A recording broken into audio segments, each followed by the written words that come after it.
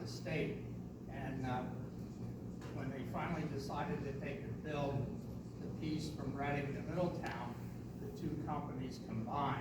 So the union of them is what? They developed their name, the Union Canal, That's what from the Lebanon is. union of those two companies, so that it did in fact form a union. I always have argued, you don't hear Kraft and Nabisco forming a union and have a better practice. Yeah. You know what I mean? You don't, but anyway, that's a good point. Any other questions people are gonna run out Yeah, of Charlie, while you're speaking about this, I always wondered what was transferred at Middletown between the Pennsylvania Canal and the Union going towards Reading. Was there a transfer yard like the railroad where you have a team track where you would transfer? No, the goods? canal boats just kept on going. I mean, they had bills of lading where they would ship to any place that canals served. And I mean, if someone had a bill of lading to Middletown, they'd unload at Middletown. But if they had a bill of lading, say to Harrisburg or to Columbia, that canal boat would just keep right on going. It would either turn north up the Pennsylvania Canal or turn south down the Pennsylvania Canal to Columbia. And it could also go all the way to Baltimore, because at Columbia, you could cross the river on a slackwater dam and get on the Schuylkill and Susquehanna. I'm sorry, the Susquehanna and Tidewater Canal, which could take you all the way down to the Chesapeake Bay. Yeah, I always wondered if there was any transfers, and there wasn't. It's like a boxcar full, you know, they just transfer them and. But if they were the big logs that came down from Williamsport, they got moved into Middletown to be planed into smaller things. Yeah, they came They down. were too big to go up the canal. Right.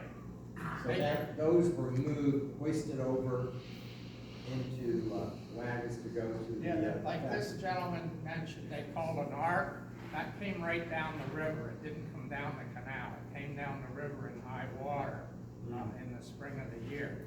And then they'd unload the lumber at different ports along the way. Some of it went all the way down to Baltimore. But when they got to where they were going, like he said, they had to take them apart. You know, they sold the lumber and walked home. Wow. Wait, what I tell you, I knew there'd be an expert of us. Yeah, any other questions? Surely is one.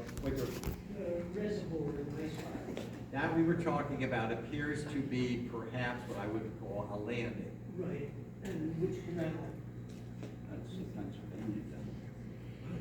I think, but remember, the Union Canal went way down in there and joined up on that part of town, so it could have been, I just don't know, I'd have to see the map. Yeah. Okay. Sir, you had a question? If my caught right, there was a lock master at each lock. Yes. There were 100 locks in 82 miles, so every 8/10 of a mile. Now, did you have houses there for them to live? Yes. They were simple brick houses, cottages really. They were all built kind of alike. And some of them still exist, but you're back in, you don't always see them, or most of them have been torn down, but they were the same model. Now, did you have a fee in each lock, or you paid No, 1 fee. 1 fee? As I understand. Now, if you want to see what those houses look like, take a drive on Main Street Union Deposit, because there's the canal operator houses too, and they mirror what that canal house would look like. Right. Good question. And the cow came with a lot, of course, you know. What kind of hours did they operate, like daylight or all? I want to say it's primarily daylight. Yes, I think because of the risk and also, get a lock keeper to open the lock in the middle of the night would be not how you would ever, so you got back to it. They could, but they weren't happy about doing that. Things were a lot darker back then. Right? Everything was very, very dark back then, you know. No We light can't pollution even anymore. begin to imagine, Yeah. a lot darker in those days. I wouldn't have wanted to work at night. Would have Would you been want like to, I don't Virginia. think I would have wanted to do it, but that's a different issue. There were two locks in Lower Swatara Township. That was my The question. first lock north of Middletown was at Fry's Road, where Swatara Park was, okay? And the second one was up by Stoverdale, that was lock. The one at Swatara Park, or Fry's Grove, was lock 34, and the one up at Stoverdale on the Lower Swatara Township side was Lock 33. And then the next one was at Fiddler's Elbow. Yes. Been there. And now that often it's put as the third one in the township, and other people claim it isn't, but that would have been the third one. Do we have a That's question over Fiddler's here? Elbow. I wondered about that one, how far up we were talking for Lower Swatara. I think it's all, the things I've seen, it's considered the third in Lower Swatara. It is. Near the mine. If the canal came through the middle of my farm, how did I get over there to farm that part? How did I get across the canal and farm that other part? So from what I have researched, they would actually construct bridges that it was part of the payment to the farmers, and that they would entitle the farmers to upkeep the bridge through generations. So they would build the bridge, and essentially say you guys are responsible for taking High care of enough it. for the bars to go under, or they'd have to move it every I'd time? imagine probably high enough for the barges to go under. Okay.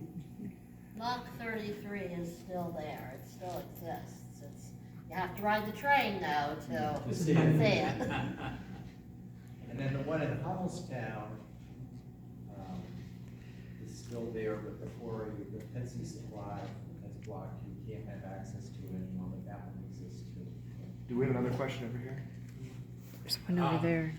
Geographic route of the canal through the township here, can you describe that? Well, the canal came down the Swatara toward Royalton and then took a sharp right. And right at that right, they had what they call a trace. Isn't that right, Charlie? That went into the, was it the flour mill? Yes. So the water, you're not even head over there, that was one thing, and then that came right into the middle of town near Ann Street. Correct. And then went through the town toward High Spire, and in that area is where it joined, as I understand it, with the Pennsylvania Canal. That they merged. Then secondly, I just want to make, because it does appear to be true that there was a Y down here where a part of the canal went over to Royalton. It didn't go any further, but it made a detour, went over the creek there so that the foundry and the carpentry places over there had access to it. In Royalton. Is that the town? Yes. No, there was a dam across the Swatara Creek at Huffer Park. Yes. That was essentially a feeder dam for the Pennsylvania Canal. What looks like a canal that went down past where Glengarry Brick is now. Yes. And down on that side of Royalton. They took water out of the Swatara Creek and they fed it into the Pennsylvania Canal after it crossed the Aqueduct Bridge. So again, there was access that way too. But that didn't go any further, I guess the train. Right. Ma'am, back. You spoke about, and maybe this is before they widened the canal, but you would have a place where the boats could pull off because somebody else is coming. How did they communicate that somebody's coming? Well, you heard them. They had, allegedly, they had horns from seashells, you know what I mean, to alert the lockkeeper. And they kind of kept track of the lockkeepers would know those kinds of things. And then you'd see them, and you'd just say, whoops, we have a problem here. So they're close enough that. Well, I think word of mouth and the fact that there were these places to pull off, it wasn't much of a problem later as we think it would be. I know it was just, but it was like, and then that's the problem to build it. But those turnoffs, I think, were more common than people realized. And they were big. Okay. Now, I know you just can't imagine, here comes the boat, and I think at times it would have been, water dudes have to back up, you know what I mean, but I think in fact they kept pretty well communication, knew it was on the canal at any one time. One way, correct me if I'm wrong too, but Well, they could have got to, I mean, these canal boat captains, like me, we were pretty rowdy. I think they were not what you call your, you're not gonna. They were pretty tough guys. They wanted to fight in every town. That's right, which is why Royalton, got started. Londonderry didn't want anything to do with these railroading canal people. Isn't that right? And so by 1880, they said, good riddance to you, go make your own borough here. We don't want you in Londonderry Township. and the canal boats were going slow enough that really wouldn't be too much of a hindrance for, if they were coming up on it. Yeah, they would crash and just go, golly. We probably take one more question before Nancy kicks us out. No, you can I take have as a long as you question want. for Wade. For you? Oh, for me? Person that wants to study this further, is there a source of maps that one could learn the different branches of the canal? There was that, Historical Society. yes, was that the large red book? Yeah, and London County has all the maps, the original drawings, that would be where I would tell you to go. I utilized, I think, the Lebanon County Historical Society's book. It has just a huge two-page spreads of maps in the area with the canals, and it's And this it's an difference excellent that the source. archives there, excuse me, Harrisburg, the archives have there too. In Harrisburg, at the museum? I would be the dog. The archives. And there is the Union Canal Society Yes. in Lebanon. Yes.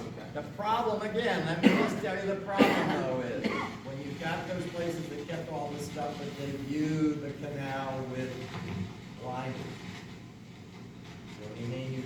You're not gonna find the detail about this area, because, you know, they're county-wide things, that's the downside of it, that's where you find the maps.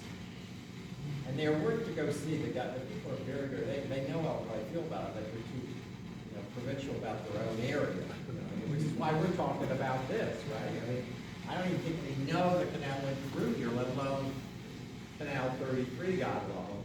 I mean, you're like, oh, is that an ice cream or what? I'm being snide, but you know what I'm talking about, that often happens. It's true, the brownstone, it's true, a lot of the old railroads, you know, but they're there. And they're worth the trip. One last question. Dustin, you have, Do the locks work mechanically like Erie Canal, except you have two dams and left water flow in, so to speak? It was Daniel. Daniel. And it's a principal force. Hey, you were a delight. Thanks for putting up with us.